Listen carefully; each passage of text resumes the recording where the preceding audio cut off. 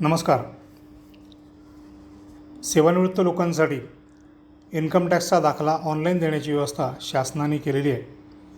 तो दाखला काढण्याची पद्धती दुसऱ्या व्हिडिओमध्ये मी सांगितलेली आहे, परंतु त्या पद्धतीने दाखला काढण्यासाठी आपली नोंदणी या सेवार्थ साईटला असणं गरजेचं आहे.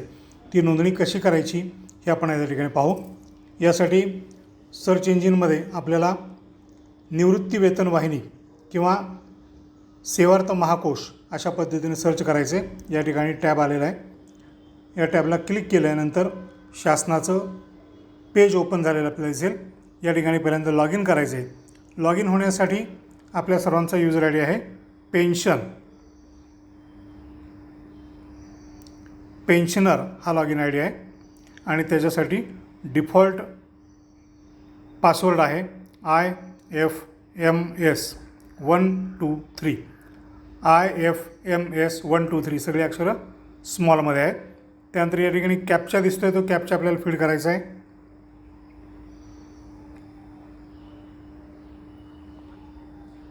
आणि सबमिट हे बटन क्लिक करायचे. सबमिट बटन क्लिक केल्यानंतर महाराष्ट्राचा नकाशा दाखवणारं हे पेज आपल्यासमोर ओपन झालेलं आहे. या ठिकाणी डाव्या बाजूला वर्कलिस्ट आपल्याला दिसते. या वर्कलिस्टला क्लिक करा. त्यातला 2 नंबरचा टॅब आहे क्रिएट पेन्शन यूजर.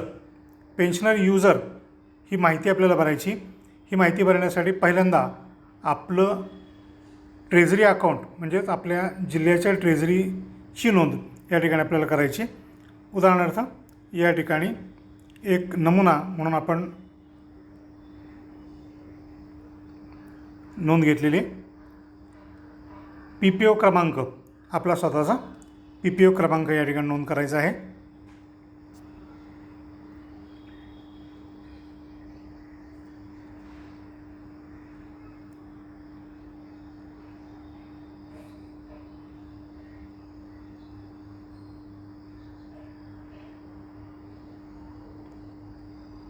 हा PPO क्रमांक नोंद केला.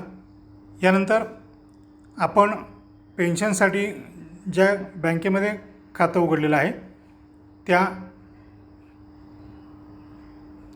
बँकेचं नाव या ठिकाणी टाकायचं आहे. बँक निवडली. बँक निवडल्यानंतर कोणत्या शाखेमध्ये आपली पेन्शन येते त्या शाखेचं नाव या ठिकाणी ड्रॉप बॉक्समध्ये आहेत, त्यातून आपल्याला ते निवडायचं आहे. ही सर्व प्रक्रिया केल्यानंतर या ठिकाणी आपल्याला बँकेचा पेन्शन अकाउंटचा खाते क्रमांक टाकायचा आहे.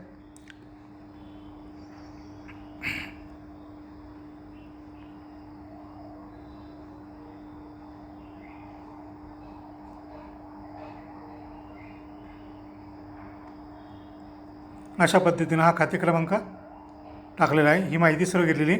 ट्रेझरीचं नाव, PPO क्रमांक,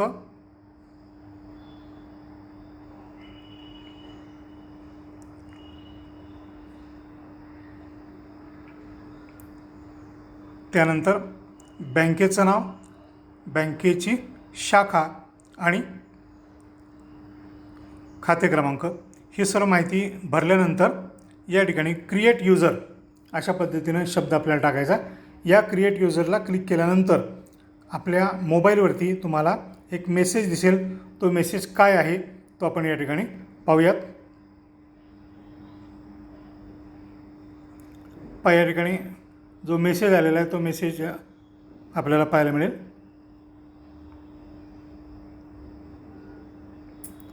पहा, अशा प्रकारचा मेसेज तुम्हाला येईल. युजर नेम क्रिएटेड म्हणजेच आपला PEN पेन्शन _ आपला PPO ऑर्डर क्रमांक आणि पासवर्ड IFMS123.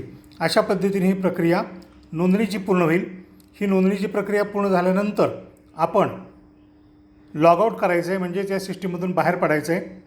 त्यानंतर हीच क्रमांकाची म्हणजेच PEN _ आपला पेन्शन ऑर्डर PPO क्रमांक आणि पासवर्ड IFMS123 वापरून लॉग इन करायचे. लॉग इन केल्यानंतर पुन्हा तुम्हाला व्हेरीफाय करण्यासंदर्भातल्या सूचना मिळतील. म्हणजेच तुमचं मोबाईल क्रमांक व्हेरीफाय केला जाईल आणि हा मोबाईल क्रमांक व्हेरीफाय केल्यानंतर तुम्हाला तुमचा स्वतःचा पासवर्ड रिसेट करण्याची संधी त्या ठिकाणी दिली जाईल. शक्यतो आपल्या नावाचं इनिशियल, उदाहरणार्थ महेंद्र मधुकर गणपुले MMG, त्यातला पहिला एक अक्षर कॅपिटल असावं. त्यानंतर @ आणि त्याच्यानंतर आपल्या जन्माचं वर्ष असा एक सोपा पासवर्ड आपण रिसेट करायचा. आणि तो रिसेट केल्यानंतर यापूर्वी मी सांगितल्याप्रमाणे सर्व प्रक्रिया आपल्याला करता येईल. आता पुन्हा त्याच टॅबला आपण जातो आहे आणि त्या टॅबला कोणकोणत्या प्रक्रिया आपल्याला पुढं करायच्या आहेत हे आपल्याला पाहायला मिळेल. या ठिकाणी पहा, your PPO is already created हे म्हणलेलं आहे, कारण अगोदरच ही सर्व प्रक्रिया माझी पूर्ण झालेली आहे. आता या ठिकाणून मी म्हटल्याप्रमाणे लॉगआउट करायचं आहे. लॉगआउट केल्यानंतर पुन्हा इन्कम टॅक्स सर्टिफिकेटसाठी मी आता लॉग इन करतो आहे.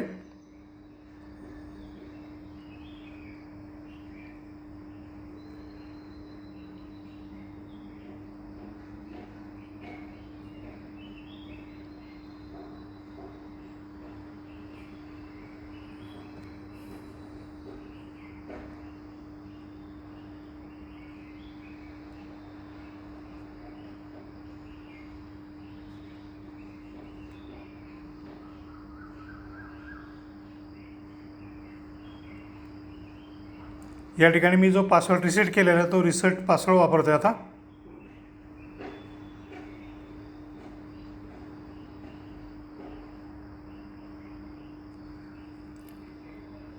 पुन्हा या ठिकाणी कॅप्चा विचारलेला आहे.